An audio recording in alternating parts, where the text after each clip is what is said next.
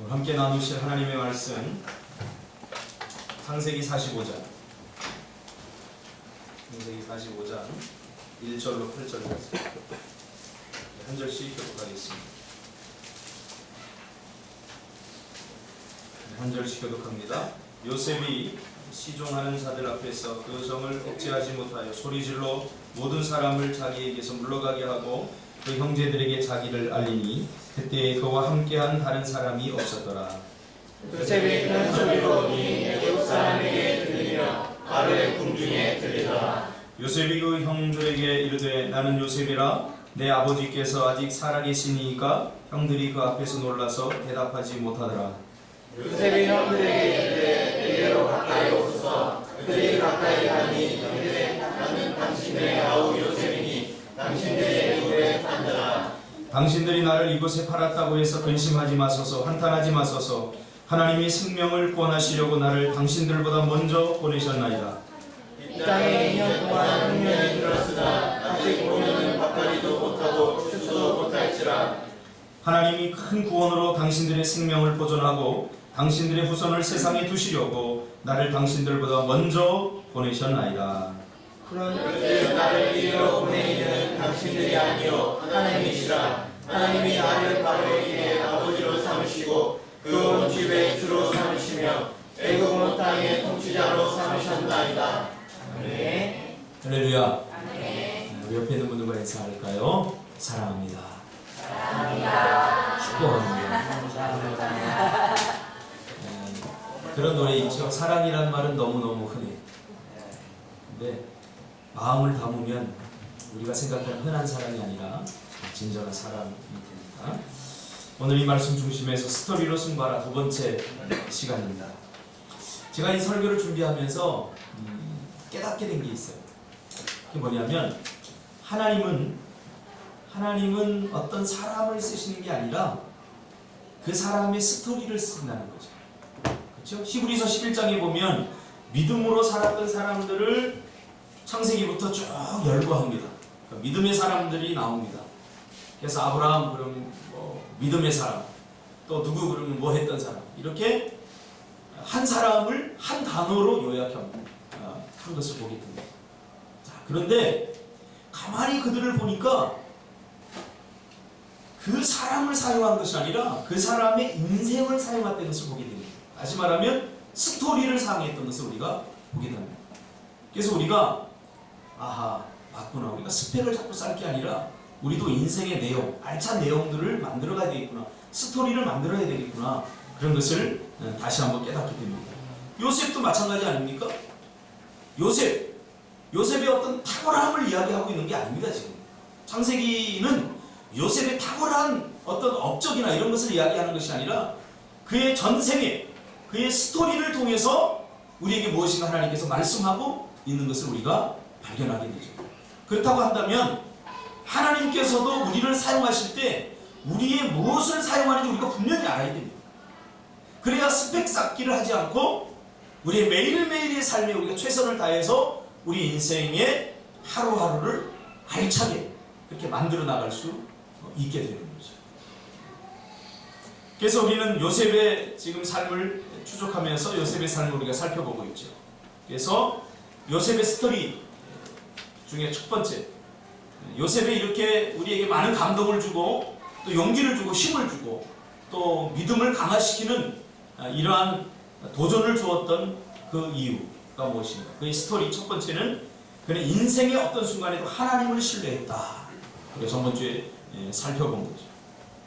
좋은 것만 좋은 것이라고 우리는 착각을 합니다. 내가 보기에 적합한 것만 좋은 것이라고 생각합니다. 그러나 요셉은 그렇게 생각하지 않았죠. 요셉은 그것이 고난이든 그것이 억울함이든 어떤 것이든 그는 하나님 앞에 하나님을 의심하거나 또 하나님에 대해서 불신하지 않고 끝까지 하나님을 믿어드렸다. 이렇게 얘기했어요. 참 이게 쉽지 않아요. 여러분, 신앙생활은 관계입니다. 관계. 하나님과 우리의 관계입니다. 여러분 지금 하나님과 어떤 관계에 있으세요? 대부분 사람들이 착각합니다. 나는 하나님 앞에 마음을 쏟아주지 않고 나는 하나님께 관심이 없으면서도 하나님은 나를 여전히 사랑하신다. 나에게 관심이 많으시다. 이렇게 착각해요. 여러분, 신앙생활은 인격적이고 관계적인 겁니다. 두 남녀가 사귀는데 일주일 내내 전화 한 통 안 하면 이 관계가 좋다고 볼 수가 없어요. 관계가 이미 뭔가 깨지는 거예요. 낯선 관계가 되는 거예요. 제가 예전에도 이야기했지 않습니까? 고등학교 때 피로, 혈맹으로 형제를 맺었던 친구가 있어요. 그 친구. 야, 우리 영원히 변치 말자. 이거 못하니까 바늘로다가 피를 내가지고 자율학습 시간에 연습장에다가 우리 형제 하자. 영원히 바늘로 찔렀거든요. 근데요, 대학을 들어가고 한 3년 연락이 안 되니까 어느 날 동안역 앞에서 만났는데 이 친구가 낯선 거예요. 그 전에는 막 서로 빌려주고 내 것 없이 막 하고 그랬는데 관계가 소원해지니까 어때요? 낯설어지더라. 그래서 야, 이 친구에게 어떻게 얘기해야 될지 모르겠는 거예요. 그래서 존댓말을 했다니까요. 존댓말을 친구한테. 여러분, 하나님과 지금 어떤 관계에 있습니까? 하나님과 신앙은 관계가 굉장히 중요해요. 그 관계 속에서 가장 중요한 게 뭐냐면 신뢰하는 것이에요. 신뢰. 여러분, 하나님을 얼마나 신뢰해요? 하나님이 가장 기뻐하는 것 있는데 그게 뭐냐면 하나님을 믿어드리는 것. 이게 참 기뻐요. 저도 사람들과 이렇게 관계를 하면서 참 행복할 때가 언제냐면 다른 사람이 나를 믿어줄 때, 다른 사람이 나를 믿어줄 때 내가 살맛나는 거예요. 근데 뭔가를 맡기고도 믿어주지 못해. 막 이거 의심했죠. 과연 해낼 수 있을까? 막 그러면요, 아, 당신이 해버려. 네가 해. 이렇게 돼요. 근데 믿어줘요. 그러니까 일이 잘 안 되는데도 내가 막 헤매고 있는데도 믿어줘요. 그러면 더 열심히 하게 되죠. 이 관계가 중요합니다. 신앙생활은 관계가 전부입니다. 하나님과 나의 관계. 여러분, 하나님을 얼마나 신뢰하고 있습니까? 요셉은 어떤 순간에도 하나님을 신뢰했어요. 종으로 팔려고 하고 버림을 받고 가족에게 버림을 받고 억울한 일을 당해서 감옥에 들어가고 감옥에 3년 동안 갇혀있고 그래도 하나님은 침묵하고 계셔요. 여러분, 이때쯤 되면 우리가 하나님에 대해서 좀 서운해지지 않겠습니까? 하나님 나에게 꿈을 주실 때는 언제고, 하나님 내가 이렇게 어려움을 당하는데 도대체 하나님 뭘 하고 계십니까? 나를 위해서 도대체 뭘 하고 계십니까? 그러나 요셉은 그런 말 한마디 없어요. 그런 순간에도 계속해서 하나님을 신뢰해 주었다는 거예요. 자, 두 번째로 요셉의 스토리 중에 두 번째는 어떤 순간에도 믿음으로 해석했습니다. 여러분, 자신에게 일어난 일들에 대해서 어떻게 해석하는가, 이게 굉장히 중요합니다. 해석의 틀이 중요합니다. 무엇으로 해석하는가? 어떤 사람들은 자신이 경험한 경험으로 해석을 합니다. 통계로 해석을 합니다. 어떤 사람은 다른 사람들의 충고나 말을 듣고 해석합니다. 어떤 사람들은 책을 보고 합니다. 하나님의 백성은 인생의 해석의 툴이 뭡니까? 성경입니다. 하나님의 말씀입니다. 말씀이 그렇다고 하면 목숨 걸고 그렇다는 것을 믿어야 돼요. 그리고 그렇게 순종해야 돼요. 기도하면 하나님께서 응답해 주신다고 약속해 주셨으면 무슨 일이 있어도 우리는 그 말씀을 믿어야 됩니다. 할렐루야. 해석의 틀이 하나님의 말씀입니다. 세상에서 들려오는 음성, 어떤 다른 경험, 이런 것들을 가지고 우리의 인생을 해석하려고 할 때 막막해집니다. 막막해집니다. 잘 안 되거든요. 근본적인 해결이 안 됩니다. 요셉은 항상 하나님의 말씀을 중심에 두고 어려움이 와도 흔들리지 않았어요. 흔들리지 않아요. 그러니까 말씀이 없는 사람들은 자주 흔들립니다. 이단에 흔들리고 사람들의 말에 흔들리고 환경에 흔들리고, 그 말씀이 중심에 딱 있는 사람들은 잘 흔들리지 않아요. 여러분, 하나님의 말씀을 여러분 마음에 두시기를 바랍니다. 할렐루야. 그래서 하나님의 백성들은 하나님의 말씀으로 우리의 삶을 해석해야 된다. 팔자 탓하거나 괜히 재수 없어서 그렇다고 사람 탓, 환경 탓 해서는 안 된다는 거죠. 어떠한 문제가 있더라도 거기서 하나님의 뜻이 무엇인가, 이것을 우리가 물어야 됩니다. 자, 이렇게 설교하면요 다 안다고 생각해요. 사람. 다 알아요. 이게 중요한 게 뭡니까? 실제적으로 그렇게 하지 않는다. 이게 문제예요.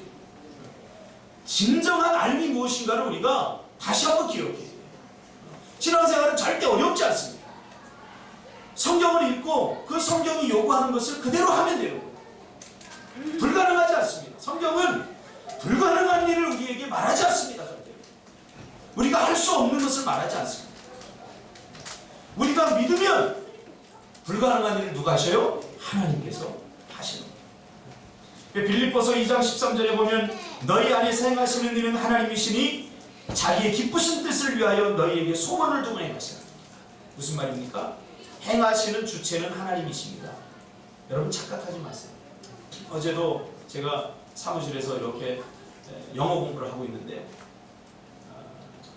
우리 현선 집사가 목사님 어떤 분이 교회 찾아왔어요. 그래서 딱 보니까 저는 하도 많이 경험을 해 딱 보면 알아요. 이 사람이 국어라고 왔는지 밥 한 끼 얻어 먹으러 왔는지 다 알아요. 그래서 이분이 좀 밥 한 끼 얻어 먹으러 왔구나. 예, 어서 오세요. 그래서 딱 앉더니 교회가 조그마해요. 그러면서 자기는 큰 교회 다녔었다는 거예요. 그래서 내가 교회 한번 좀 다녀보려고 한다고 그러면서 이렇게 하는 거예요. 근데 내가 또 이제 말씀을 준비하고 또 여러 가지 바빠서 제가 핵심을 콕 찔러버렸죠. 배고프세요? 아니면 돈을 넣어 들어오세요? 하도 사람들이 많이 와서 제가 이렇게 다 보면 압니다.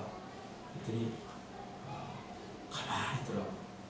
그래서 밥 식사하셨어요? 식사 안 했다고 해서 그러면 뭐 좀 드실래요? 그래서 우리는 밥은 안 되고 빵을 드리겠다고 해서 빵을 이렇게 먹으면서 제가 이제 전도했어요. 한 영혼이 귀하니까 자매님 사실 힘들죠? 예, 힘들어요. 35살인데 이 남자에게 맞아가지고 매일 때리고 집을 나가고 있어요. 집을 나가서 떠돌이 생활을 하는 거예요. 우리 청년들 보면서 목사님 멀쩡한데 왜 멀쩡해? 남자 잘못 멀쩡한 놈들이 그럴 거예요. 멀쩡한 사람들이 이렇게 떠들어요. 인생 내 마음대로 되지 않습니다. 그래서 제가 그랬어요. 자매님, 혹시 자매님이 원하시면 우리가 도와드릴 수도 있고 또 우리가 함께 해드릴 수도 있습니다. 그러니까 거쳐할 곳이 없으면 저희 교회를 다시 오세요. 내일 다시 오세요. 당분간 머무를 수 있는 곳을 마련해 드리겠습니다. 그리고 인생 내 마음대로 되지 않습니다. 예수 믿으세요. 제가 복음을 요약해서 전했습니다. 피시더라고요. 하더니 잘 먹었어요? 나왔더니 더 고생해봐요. 인생 내 마음대로 되지. 요셉은 어떤 순간에도 하나님의 말씀을 붙잡고 살았어요. 그 말씀을 놓치면 절대 안 됩니다. 로마서 8장 28절에 보니까 우리가 알거니와 하나님을 사랑하는 자, 곧 그 뜻대로 부르심을 입은 자들에게는 모든 것이 합력하여 선을 이루느니라. 무슨 말이에요? 우리는 고난당하고 어려움당할 때 하나님 왜 나를 이렇게 어렵게 합니까? 왜 하나님 나를 이렇게 고통스럽게 합니까? 하면서 하나님을 향해서 불평하고 원망하면서 하나님 나 안 믿겠습니다. 나 신앙생활 제대로 안 하겠습니다. 그러잖아요. 요셉은 그렇게 하지 않았다는 거예요. 나에게 고난이 왔으면 여기 다 뜻이 있어. 여기 다 뜻이 있어. 어제도 영어 공부하러 갔다 오면서 김 목사님, 이 목사님 저 이렇게 셋이 이야기를 하면서 다른 목사님들 이야기를 이렇게 했어요. 그러니까 다른 목사님 어려움을 당한다고 굉장히 힘들다. 그래서 우리가 한 목소리로 같이 한 이야기가 있어요. 하나님이 그 목사님을 만드신 거예요. 하나님 그 목사님. 제가 보니까 그 목사님 좀 교만해요. 독선적이에요. 누구 말도 잘 안 돼요. 그러니까 어떻게 해요? 하나님께서 고난을 통해서 어려운 환경을 통해서 그를 유익하게 만들어요. 왜? 하나님이 쓰시고. 여러분, 하나님은 우리를 있는 그대로 사랑하셔요. 우리가 죄인인데도 사랑했잖아요. 지금 죄 짓고 있는데도 사랑해요. 그렇지만 하나님은 그 모습을 그대로 두지 않아요. 그 모습을 크게 사용하지 못해요. 그래서 고난을 주고 어려움을 주고 그래서 우리를 깎으시고 다듬으시고 만드시고 그러니까 모든 것이 합력하게 섭니다. 남녀나 목사님 교회를 멋지게 지셨어요. 그래서 매일 지금 가꾸셔요. 가꾸시고 그런데 우리가 전번에 와서 우리 교회에서 간증하지 않았습니까? 그렇죠? 모든 것이 합력하여 선을 이룬다. 그때는 정말로 힘들고 하나님 왜 나에게 이런 고난을 주고 나에게 왜 이런 어려움을 주고 이제 목회할 만하니까 또 재건축한다고 해서 이제 교회를 짓게 만들고 자기는 평생 교회 짓는 게 힘드니까 교회 안 지으려고 했는데 너무너무 힘들어. 근데 보니까 과거에 그 힘들고 어려웠던 순간도 하나님께 다 사용하시다. 나를 유익하게 교육하셨어요. 그러니까 디모데전서 4장 4절에 나오잖아요. 하나님께서 지으신 모든 것이 선함에 감사함으로 받으면 버릴 것이오. 할렐루야. 아멘. 여러분 감사, 고난도 감사함으로 받으시길 바랍니다. 아멘. 여러분 고난 당해보면 이 감사가 잘 안 나와요. 실패해보면 감사가 잘 안 나와요. 그러나 그것까지도 하나님께서 나를 유익하게 하기 위해서, 나에게 복을 주시기 위해서, 나에게 더 큰 것을 얻게 하기 위해서 나에게 주신 축복의 과정이라는 거예요. 할렐루야. 아멘. 그래서 여러분 감사함으로 받으시기를 바랍니다. 아멘. 자, 근데 디모데전서 4장 4절에 보면 하나님께서 지으신 모든 것이 선함에 감사함으로 받으면 버릴 것이 없다 라고 전제를 한 후에 그 다음 구절이 중요합니다. 하나님의 말씀과 기도로 거룩하여집니다. 뭐가? 그 감사. 그러니까 기도와 말씀이 없으면 감사가 되지 못한다는 것이죠. 기도와 말씀이 있어요. 저는 기도하지 않는 사람이 실패했을 때 감사하는 거 본 적이 없어요. 말씀으로 살지 않는 사람, 말씀에 순종하지 않는 사람이 어려움을 당할 때 이건 하나님의 뜻이다라고 말하는 것을 들은 적이 없어요. 그런데 기도하는 사람들이 다르더라고요. 어려움에 직면하면, 실패에 직면하면 감사로 받더라고요. 말씀에 순종하려고 애쓰는 사람들은 그렇게 하더라고요. 그러면 여러분 좋은 것 나쁜 것 가리지 않기를 주님의 이름으로 축복합니다. 아멘. 하나님이 주신 것 감사함으로 받으면 그것이 곧 나에게 축복이 되고 나에게 기적이 되고 나에게 능력이 되고 해결이 되는 줄 믿습니다. 아멘. 요셉이 그랬잖아요. 감옥에 들어갔다고 하나님을 원망했습니까? 형제들에게 팔렸다고 해서 형제들을 원망하고 불평하고 하나님에 대해서 왜 도대체 이럽니까? 하나님께 따졌습니까? 안 그랬어요. 그냥 그런 상황을 있는 그대로 감사함으로 받았어요. 그러니까 불평이 나오지 않는 거예요. 원망이 나오지 않는 거예요. 불평과 원망이 없으니까 그 삶에서 최선을 다할 수 있잖아요. 그렇죠? 불평하면서 여러분 불평이 나오면 이미 그 일은 끝나버려요. 원망이 나오면 그 일은 이미 끝나요. 그래서 내가 항상 강조하는 게 그거잖아요. 불평하지 말고 원망하지 마세요. 어떤 일을 하는데 불평이 나오면 이미 그 일은 승부가 끝나는 거예요. 그러나 감사함으로 하면 기대가 됩니다. 요셉은 좀 극단적 표현을 하면 감옥에 들어가는 것조차 감사했다. 형제들에게 팔린 것조차 감사했다. 그러니까 오늘 본문이 그렇게 말하고 있잖아요. 형님들이 나를 팔았다고 해서 두려워하지 말라는 거예요. 그것은 형님들이 인격적으로 나빠서 그런 게 아니라는 거예요. 하나님의 뜻이 여기 들어있다는 거예요. 무슨 뜻이? 하나님께서 우리 민족을 구하고 우리 백성들을 가난으로부터 구원하기 위해서 하나님께서 먼저 나를 이곳으로 보냈는데 그 먼저 보낸 방법이 조금 힘든 방법이죠, 사실. 힘든 방법. 근데 그것조차도 하나님께서 나를 만드시기 위해서 보낸다는 거죠. 아, 얼마나 멋진 회사. 저도 아버지가 일찍 돌아가셔서 참 어린 시절을 외롭게 보냈어요. 힘들게 보냈어요. 근데 지금 지금 와서 보니까 이 하나님의 뜻이야. 하나님의 뜻이야. 강하게 하기 위해서 나를 강하게 하기 위해서. 어떤 사람들은 저희 표현할 때 그렇게 표현해요. 박 목사는 바늘로 여기 찔러도 피 한 방울 안 나고 굉장히 독립적. 그 뭘 하는데 두렵지 않아요. 왜? 나는 5살 때, 6살 때부터 그때부터 혼자 했어요. 뭐 준석이 뭐 초등학교 다닐 때 밥 안 줘갖고 자기가 차려 먹었다니 난 5살 때부터 차려 먹었어. 네, 엄마가 형들 누나들 학교 가버리면 나 혼자 집에 있어. 그러니까 어머니는 이제 장사 가게 나가고 그럼 밥 뭐 와서 차려줄 수 있는 그런 거리가 안 되니까 어머니가 나갈 때 황서가 요거 이렇게 해서 먹어라 하면은 먹습니까? 김치 하나 넣고 먹고 내가 5살 때부터 차려 먹었어. 하루는 그렇게 차려 먹고 막 먹는데 옆집에 아줌마가 그거 보고 측은하니까 우리 어머니한테 이야기해가지고 쟤 안 되겠다. 매일 혼자 집에서 그렇게 혼자서 노는 거 보니까 밥 혼자 차려 먹고 그러니까 측은하다고 유치원에도 보내자. 그래서 제가 5살 때부터 유치원 다녔어요. 뭐 남들 내가 유치원 다녔다니까 뭐 있어서 그 시절에 유치원을 그래서 유치원 다니기 시작한 갈 곳이 없으니까 5살, 6살, 7살 때 7살 되니까 내가 대장 되더라고. 대장. 왜냐면 3년 동안 보통 7살 때 다니잖아요 유치원. 우리 때는 그때 다니죠 7살. 근데 5살 때 다니고 온 사람 없어. 프로그램 내가 다 깨뚫고 있어. 내가 다 잡아버린 거죠. 보세요. 어렵고 힘들었지만 그것이 나에게 유익이 된 거예요. 유익이 된 거죠. 나를 더 강하게 하나님께서 만드는 과정이에요. 우리 친구들 보면 30, 40이 돼서 아버지도 돌아가시는데 나한테 막 전화해가지고 이제 누구를 믿고 살려는 거야. 30이 됐는데도 그런 걸 보고 한심해요. 나는 5살 때 나 혼자 살았어. 그러니까 유익이란 말이에요. 돌아보니까 유익이란 말이에요.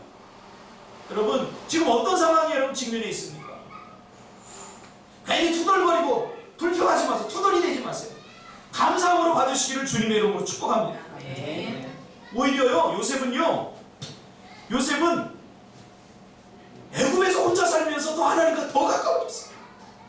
집에 있을 때는 아빠의 사랑을 듬뿍 받으면서 살았어요. 그러니까 요셉의 스토리를 우리가 이렇게 분석해보면 아빠하고 있을 때는 별 스토리가 없어요. 그냥 아빠가 사랑했더라 이것밖에 없어.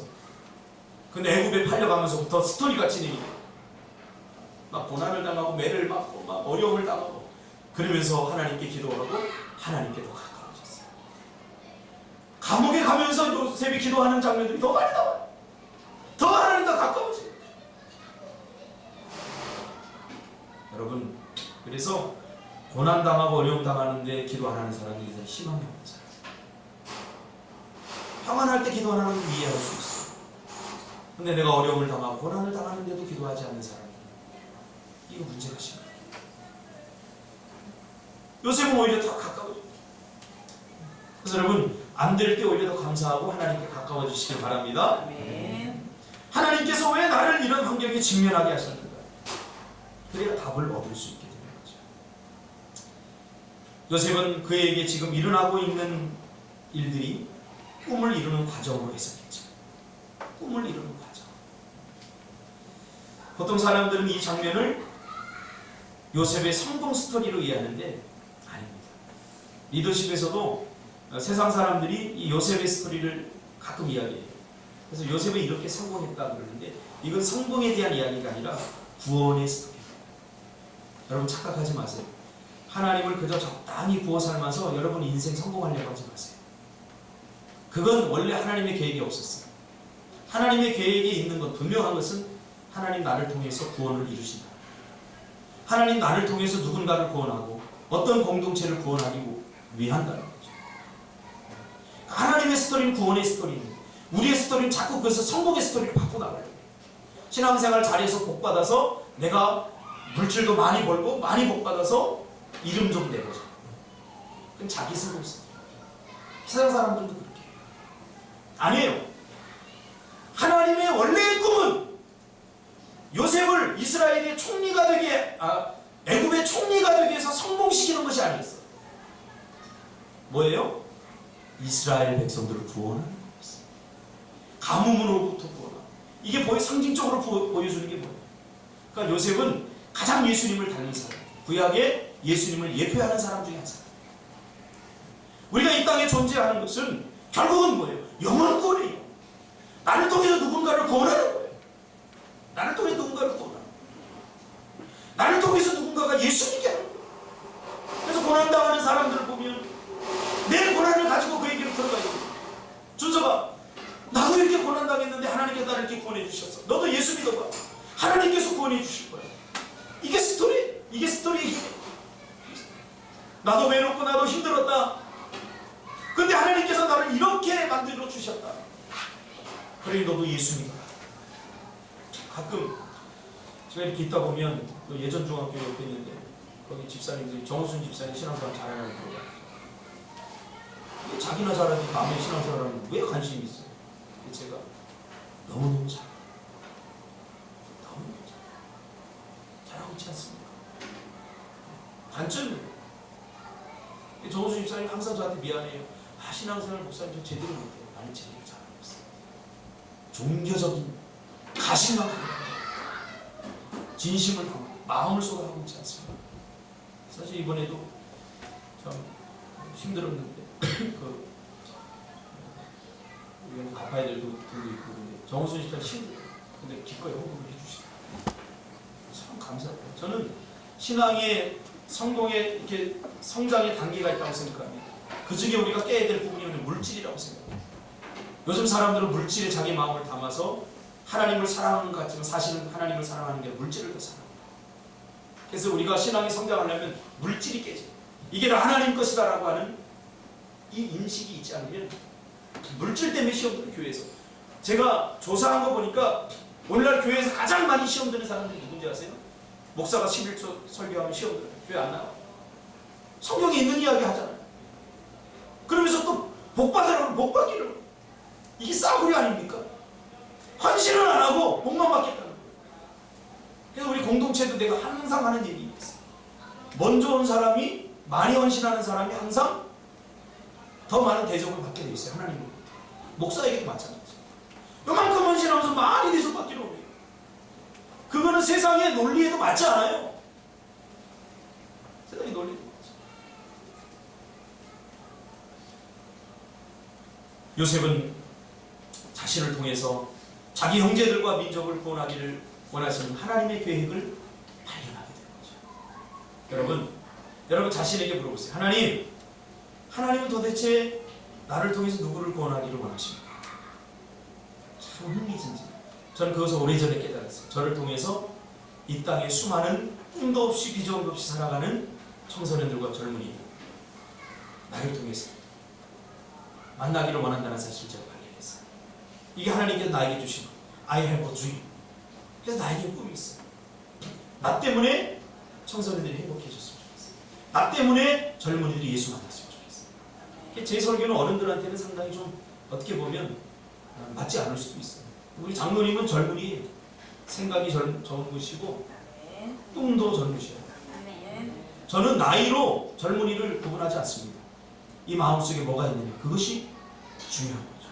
요셉의 마음속에는 하나님의 꿈이 담겨져 있었어요. 그것을 알았기 때문이에요. 여러분 가슴속에 뭐가 담겨져 있습니까? 야망이 담겨져 있습니까? 성공에 대한 야망, 내가 뭔가 이루고 싶은 자기 욕심에서 나온 본능적인 야망, 이게 담겨져 있습니까? 이거 빨리 깨야 돼요.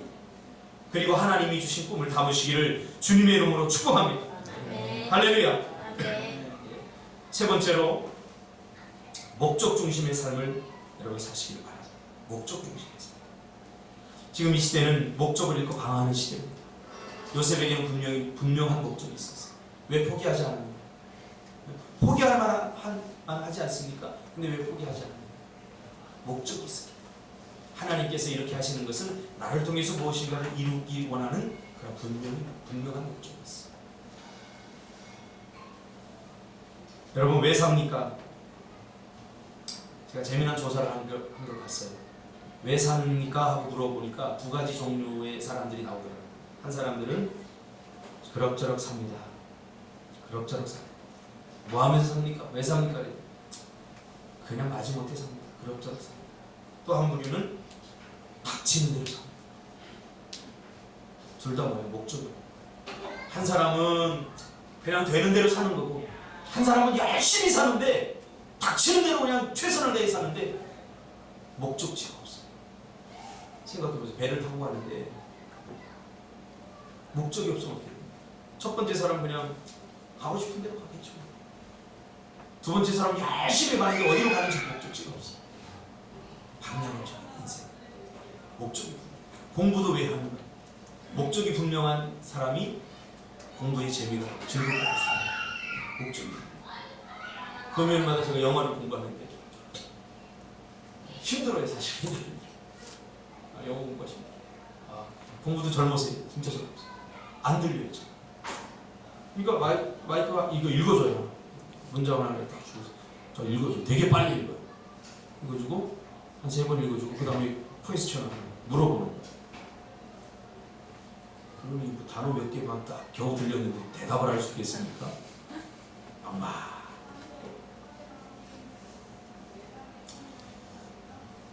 김 목사가 옆에서 박 목사 우리가 원하던 공부가 이게 아닌 것 같아.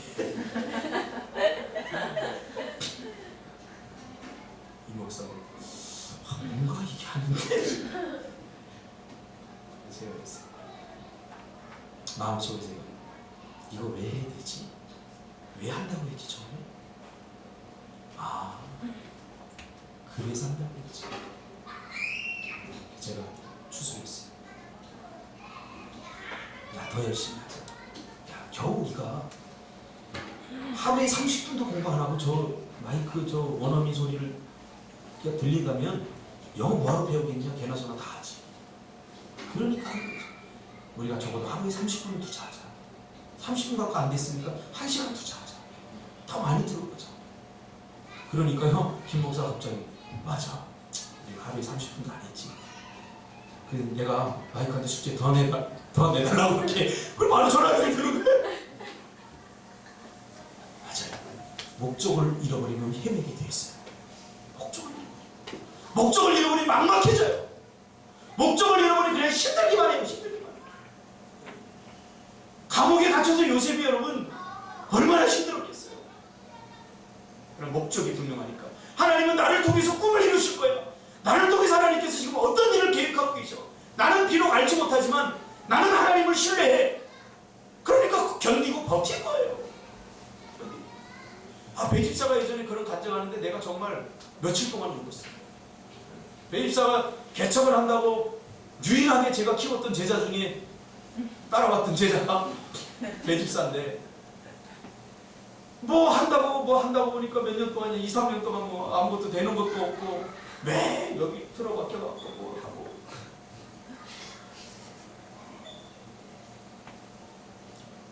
근데 배집사가 간증하면서 목사님이 하는 목사님의 사명을 내가 끝까지 믿었다. 그러니까 버틸 수가 있다. 물어보세요. 별 생각이 다 났을 거예요. 그러니까 버틸 수 있는 거예요. 목적이 분명해야 견뎌낼 수 있어요. 목적이 분명해야 포기하지 않을 수 있어요. 여러분 지금 포기한 것들 중에서 왜 포기하느라 가만히 보면 간단해요. 목적이 분명하지 않았어요. 그러니까 열심히 매를 열심히 졌는데 여러분 열심히 하면 더 빨리 포기하게 됩니다. 목적이 없어요. 근데 목적이 있으면요 흐름을 우리가 읽을 수 있잖아요. 아, 지금 이만큼 왔으니까 지금 달리기를 하는데 42.195km라는 목적지가 분명하니까 힘들어도 달리는 거죠. 달려가 버려놓고 언제까지 달리는지 몰라. 그럼 지치는 거예요. 여러분 분명한 목적을 가지시길 바랍니다. 네. 요셉의 고백을 보면 왜 자신이 애국으로 왔는지, 왜 고난을 당하는 이런 과정을 겪는지 목적 없는 것만큼 힘든 게 없습니다. 목적이 없으면 또 게을러지기도 하죠. 목적이 없으면 게을러지고, 목적이 없으면 목적에서 책임감이 나와요. 목적에서 성취감이 나와요. 목적에서 능력이 나와요. 목적이 없으면 되는 대로 사는 거예요. 되는 대로 사는 거예요. 저는 개인적으로 성경에서 가장 좋아하는 성경 구절이 하나 있습니다. 목적에 관한 건데 이 목적을 다른 말로 바꾸면 사명입니다. 사도행전 20장 24절. 사도 바울이 마지막 고백한 것. 사도 바울이 그의 목적 있는 삶. 사도 바울은 내가 이미 얻었다 함도 아니요 이루었다 함도 아니요 나는 오직 편대를 향하여 달려간다. 그렇게 고백했어요. 목적 있는 삶이었죠. 그 목적 때문에 그는 견디고 이겨낼 수 있었어요. 매를 맞으면서도 고난을 당하면서. 그러면서 마지막에 그가 이렇게 고백하죠. 나의 달려갈 길과 주 예수께 받은 사명 곧 하나님의 복음 증거하는 일을 마치려 하면 나의 생명을 조금도 귀한 것으로 여기지 않아.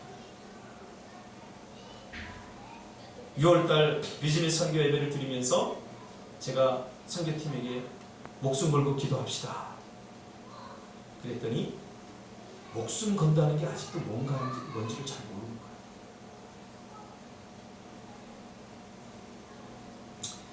그래서 제가 바꿨어요. 목숨을 여러분 걸어보지 않았기 때문에. 여러분 지금까지 목숨 걸고 뭔가를 해본 적 하나도 없잖아요. 박준숙 집사 있나? 없죠. 목숨 걸고 뭔가를 해본 적이 없기 때문에 목숨을 걸라고 하는 말이 이게 참 무모한 말이구나. 제가 그걸 깨달았어요. 아마 준석 집사를 지금 당장 자기 팔레스타인 다국적군으로 보내버리면 목숨 건다는 것이 뭔가를 알 거예요. IS들하고 싸우면서 다다다 막 하면서 총알이 막 빗발치면 아 이게 목숨 거는 걸 알 거예요. 그러면 다른 일을 할 때도 아 이렇게 해야 되는 거예요. 그래서 준석 집사 빨리 사업을 시작하려면 시리아로 보내야 돼요. 터키로. 그래서 IS들과 전쟁 한판 뜨고 오면 아 목숨 걸고 한다는 것이 이런 거를 깨닫게 돼요. 우리가 목숨을 안 걸어봤기 때문에 목숨 건다는 것이 뭔지 몰라요. 그러나 1500년도 윈지네라 때 이순신과 같이 싸웠던 그 사람들에게 목숨 걸고 하라 그러면 아 목숨 건다는 것이 무엇인지 알기 때문에 사도 바울은 목숨을 걸어봤어요. 지금 고백하잖아요.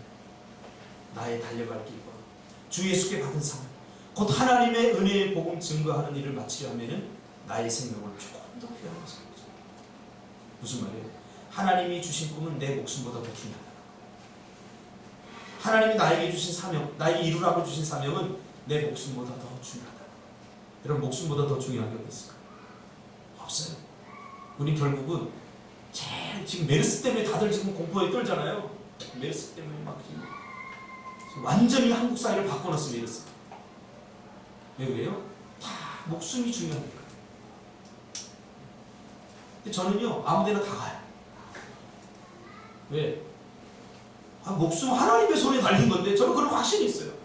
저번 주에 찜질방 목사님들하고 족구하고 찜질방 갔더니 찜질방이 텅 비어 있어요. 왜 그러냐고 그랬더니 메르스 때문에 요새 손님들이 안 가는 거예요. 얼씨구나 좋다고. 목사님들 방 하나씩 다 잡아서 나는 에스키모가 누구는 무슨 거 식도 찜질방에서 식당 갔더니 아무도 없어. 그랬더니 손님들 없다고 김치찌개를 엄청 많이 맛있게 주는 거예요. 실컷 먹고 왔어요. 메르스 하나 때문에 공포했다는 거예요. 이게 확실히 없는 거예요. 여러분 우리의 생명은 하나님의 손에 달려있는 거예요. 우리가 최선을 다해 살다가 하나님 부르시고 가는 거예요. 내가 살고 싶다고 또 발버둥 치고 좋은 약 먹고 뱀 먹고 그런다고 더 많이 살잖아. 그래 우리가 최선을 다해 살아가고 열심히 살다가 하나님 부르시면 가는 거죠. 지금 이제 노안이 좀 심하게 와요. 지금은 이게 잘한 거예요. 그래서 이거를 좀 뭔가를 수술을 하고 뭔가를 할까 하다가 에이 내가 눈이 더 좋아진다고 더 잘할 게 있겠냐. 그냥 받아들이고 있어요. 감사하게 살고 있어요. 여러분 이 주름살 생기면 그거 없애려고 신경 쓰다 보면 사람 불행해집니다. 여러분 선풍기 아줌마 봤죠? 그 얼굴이 그렇게 예쁜데 더 예뻐지려고 발악하다가 그렇게 된 거예요. 그분한테 죄송하지. 그냥 감사함으로 받아들이세요. 그걸 하나님 앞에 모든 것을 맡기시길 바랍니다. 마지막 그러면 하나님께서 마침내 다 이루셔요. 이루시는 분은 누구예요? 하나님이세요. 요셉의 스토리에서 요셉이 한 것이 있나요? 아무것도 없어요. 감옥에서 나오게 한 것도 하나님이시고 들어가게 한 것도 하나님이시고 애굽으로 팔려간 것도 하나님이시고 애굽에서 총리가 되게 한 것도 하나님이셔요. 나는 뭐예요? 그런 상황을 보면서 괜히 그 환경과 분위기에 따라서 불행하니 뭐 원망하고 투정하지 마시고 기대하란 말이에요.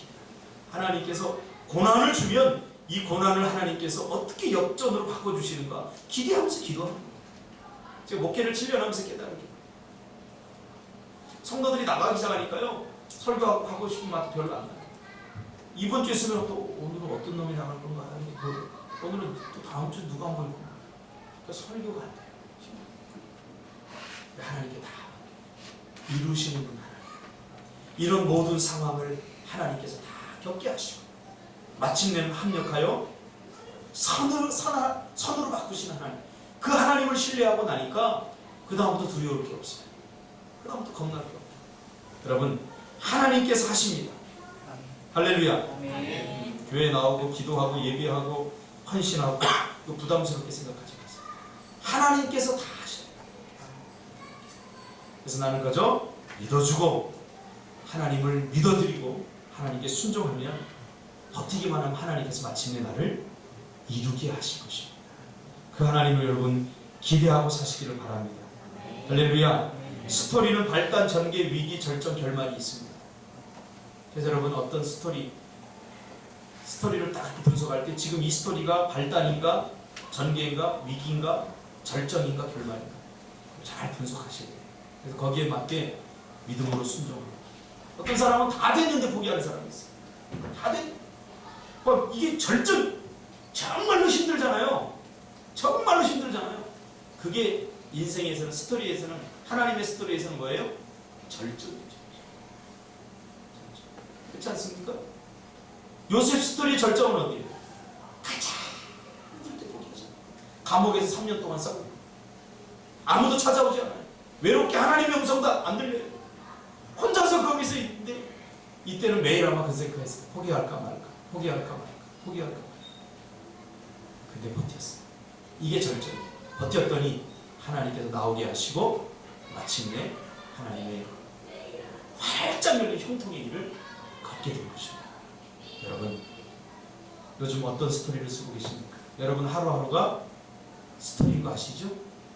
응? 다람쥐 쳇바퀴 돌듯이 아무 일도 없어. 그러면 안 돼요. 그래서 목사님이 셀 예배 때 자꾸 나누라는 거예요. 무슨 얘기를 어떻게 해야 될지 모르겠어요. 말이 안 되죠. 하나님의 백성이 일주일 동안 하나님과 함께 살아가는데 왜 스토리가 만들어지지 않아요? 나는 이번 주 일주일 동안 살면서도 간증 안 하면 1시간, 2시간, 3시간 하는 간증들이 생겨요. 그만큼 우리가 다른 것에 몰입하고 사는 거예요. 그러니까 내 스토리가, 요셉의 스토리가 다른 사람에게 희망을 주고 용기를 주고 다시 쓰러졌던 날을 일으켜 세우게 하는 그런 멋진 이야기 아닙니까? 그래서 우리 교회 앞으로 5년, 10년 후 상진 집사의 스토리가 대한민국을 감동시킬 줄 믿습니다. 네. 스토리 지금 이미 쓰고 있어요. 5년 후, 10년 후에 우리 히옵 청년의 스토리 많은 사람들이 감동을 줬으면 좋겠어요. 그리고 우리 병원의 형제처럼, 그렇죠? 히옵이 때문에 예수, 히옵이 때문에 내가 다시 시작하고, 우리 태안 집사 때문에 다시 시작하고, 우리 보람이 나는 진짜 더 좋다. 지금 몇 가지 일을 하는지 몰라. 조그만 게 지금 대학 공부하지요. 떡볶이 장사하죠. 또 주일학교 뭐 시켰더니 영어 공부하죠. 하루에 1-2시간 자요. 내가 모르는 것 같아서 내가 다 들어요. 또 그거 하고 나서 또 새벽까지 공부하고 또 쉬고. 할 말이 있잖아요. 우리 인생은 할 말이 있어요. 목숨을 끊으려고 하는 사람에게 가서 야 살아야 돼 그러면 안 돼요. 할 말이 있어야 돼요. 저도 여기 근자리가 있거든요. 내가 다 이걸 보여주면서 나도 그었어. 저도 고등학교 때 그었었어요. 너무 힘들었어요. 그래서 죽으려고 하는 사람 마음을 너무 잘 알아요. 그 희망이 없는 거예요. 살고 싶지 않아. 지금 몇 명 살렸어요. 이것 때문에. 이거 저 감췄거든요. 예전에 이게 심했어요. 이 상처가 심해가지고 붕대가 붙다면서. 지금 이게 다 지금 많이 없어졌어요. 우리 작은 누나가 말렸어요. 나를 발견해서 다행히 살아야죠. 이 자랑이 아니라 제가 얘기를 안 해요. 절대 그러면 안 돼요. 그러나 우리의 스토리가 다른 사람에게 희망이 되어야 될 줄 믿습니다. 기도하겠습니다.